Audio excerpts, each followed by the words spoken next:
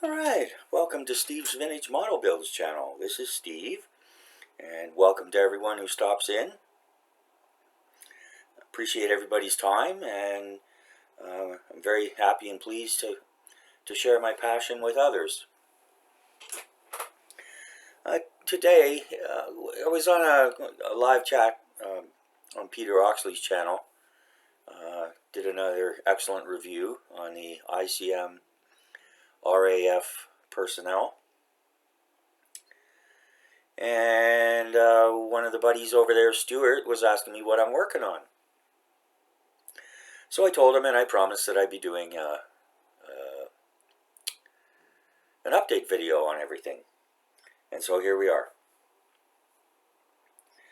Okay, so I started the New England Whaler, and yeah, I know the white paint's a mess. I was a little shaky when I was doing this, but that's easily cleaned up. The black went on nicely, and I'm very pleased with the copper plating. I think that looks just great. And so we've got that. Got these, all these other, got the masts and boats and so forth. Those have all been primed and ready to go. Painted up the rate lines, or the rat lines. I haven't touched the sails yet.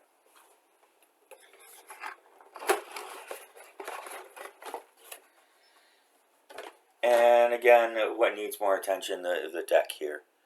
It looks okay, but you know, it needs paint. And these are harpoons actually that need to be detailed up. And this goes on top. And I have to paint that up with white and paint the stairs and so on and so forth. But it's coming along nicely. No complaints at all. Nice little kit. No flash, as we saw in the review. Everything's perfect. And no fit problems either. So that's underway. Put that back safely.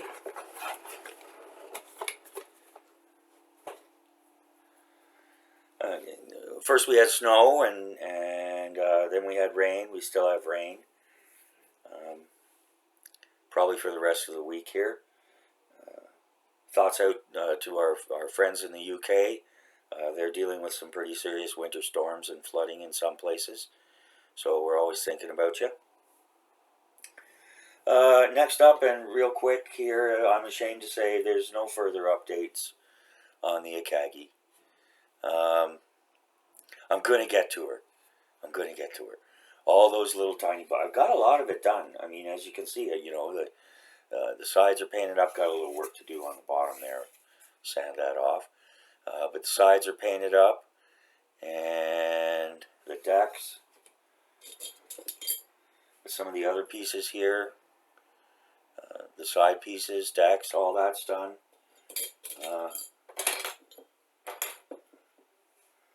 It's these cursed little boats that are holding me up.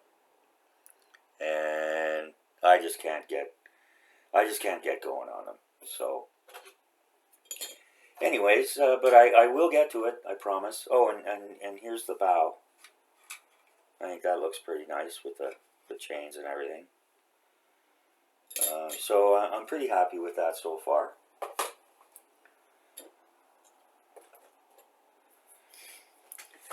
Alright, and okay, so next up is actually a bit of a rant. Here we go, rant time. Everybody loves a good rant. Peter Oxley did a double rant recently on both Airfix and Edward. And a good time was had by all. Speaking of Airfix, I'm going to rant a little bit about this. People who watch the channel will know I'm a fan of the Airfix Vintage Classics, and but I'm also very pragmatic about it. And unlike Lady Tamiya, who can do no wrong,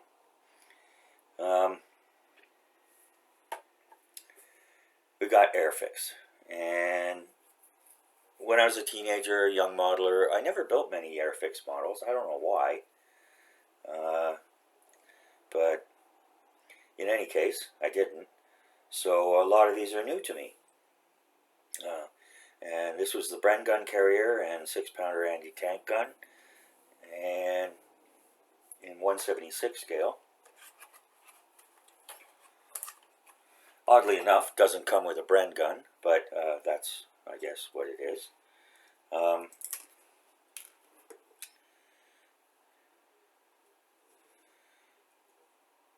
The vintage classics are pretty much hit and miss in my book.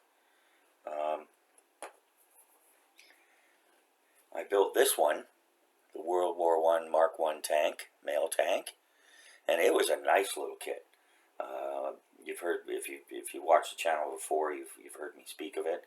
The only complaint I had was you're supposed to get a decal, and you didn't, but it was only one decal with a name, so that was it. I found some other interesting decals. Okay, not accurate, but whatever. Anyways, I was very pleased with how it went together, and I was very proud of myself how I weathered the tracks. I think they look great. And so this went together very nicely, except the two wheels at the back. No wonder they ditched them in the real versions after the Mark I. They found they were pretty much useless and overcomplicated. So they're around here somewhere. But anyways, that was a nice kit. I'd recommend this kit to anybody, especially a beginner. Great kit. Great little kit. Following that was the Panther 1. And this was also a very nice little kit. And the only complaint I had about this kit was the tracks. And as soon as I started to paint them, they started to break down. They just turned into a mess. And so anyways, I did the best I could with them. But otherwise, the kit was very nice. Went together beautifully. The fit was perfect. No complaints. I don't know, I think. No, I glued them down. So, yeah, very nice, and very happy about that. Now we come to the negative. Okay, so first of all, I've got the Bren Gun kit here, which is sort of mostly completed. This did not go together very well. And I've seen others who've done somewhat of a better job on it, but the kit is what the kit is. Okay, so yeah, this didn't go together very well. You can see gaps here. One-piece plastic track with the bogies. I mean, it is what it is, a cheap kit, so that's fine. Wouldn't be bad to build your skills on, and yeah, you get 4 figures, so heck. Again, with the 6-pounder gun here, didn't go together very well.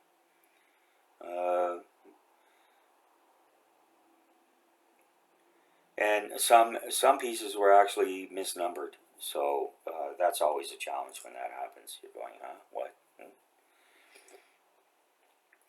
Anyways, so the rant's not about that. I mean, I think this cost me $18 or something. So and you just you put it together, and I'm not going to bother to paint it up. It's just not worth it. Figures are a different story, but yeah. And so yeah, and you can see here, I mean, this didn't go together properly, and they designed the gun to elevate, but then when you put the the armor front plate on, it can't elevate.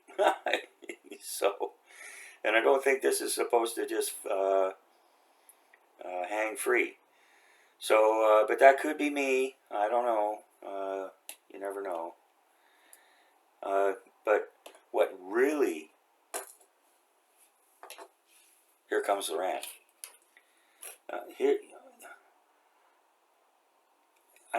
see this, it drives me nuts. You probably can't with my camera. But there were like 3 or 4 different sprues. And for example, on this sprue, you've got parts 7, 8, 6, 7, 8, 11, 21, 22, 25, 26, and 35. Okay, but the assembly is basically numerically from low to high. So and this one too. You've got part number 3, part number 6, part number 29, 30, 31, 32, 37, 33.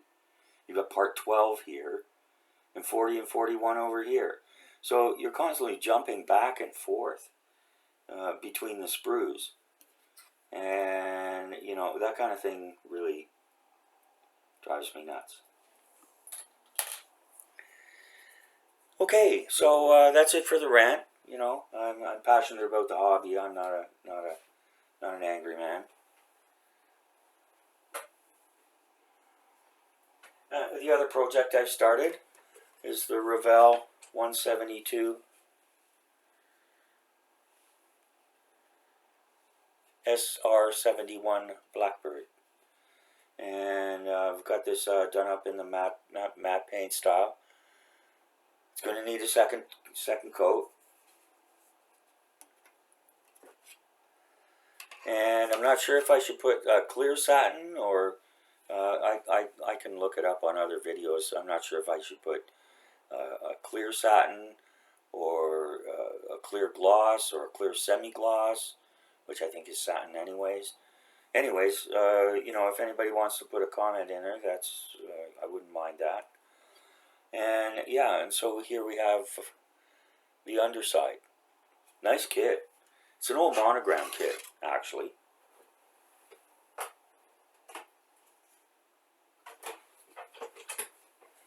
Which probably explains why it's a nice kit. Anyways, yeah. So next thing we've got here, again with the Blackbird. Put these up. Here's the cockpit control panels and the seats. This also comes with 2 figures, which I will be painting. I don't know if you can see, but I did these control panels when I was researching what to do. And again, it doesn't really come across very well with this camera. The instructions say to paint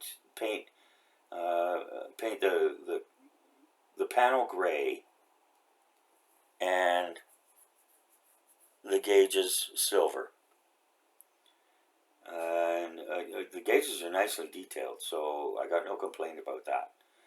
But when I looked it up and I researched it, the panel was not gray. It was kind of a brassy. It was kind of an olive drab with an undertone of brass. So that's what I did. I mixed olive drab and brass and I put it on. I think you can probably see it better here.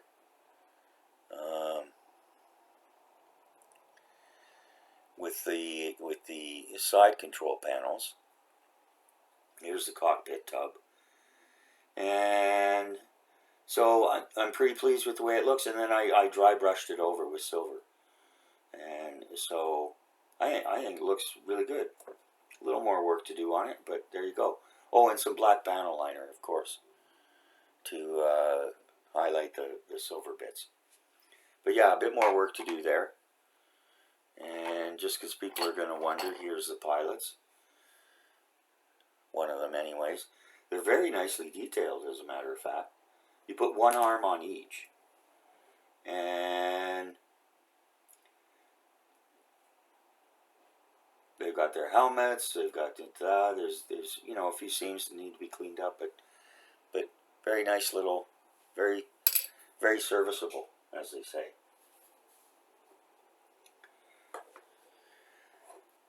Okay, so we've got a couple of reviews coming up. I had recorded some things and held them back for Academania, which is now done, and hope everyone enjoyed that. And so a couple of other kits have arrived, a couple more coming, and there's one redo on the Chinook because the audio was so bad on the original one, and one kit that's a little different from the usual stuff. So anyways, so that's it. That's it. Just a short update. Hope everyone enjoyed it, and this will just go. It's not going on the shelf of shame. It'll just go in the back somewhere there, whatever. And you know, some lazy Sunday when I feel like it, I might paint it up, but probably not. Anyways, it's not really worthy of a diorama. Alright, so thanks to everyone for joining me. Thanks to all my subscribers. I really appreciate it. As I said, more videos are coming up, so, you know, hit the like button, subscribe. What's the other thing? Oh yeah, the notifications. Yeah, so because we'll be doing some with live chat, and we always have a lot of fun with that. So, as always, shout out to Terry at Hobby Barn. Hope you're doing all right, buddy, and hope you can get back down into the hobby room.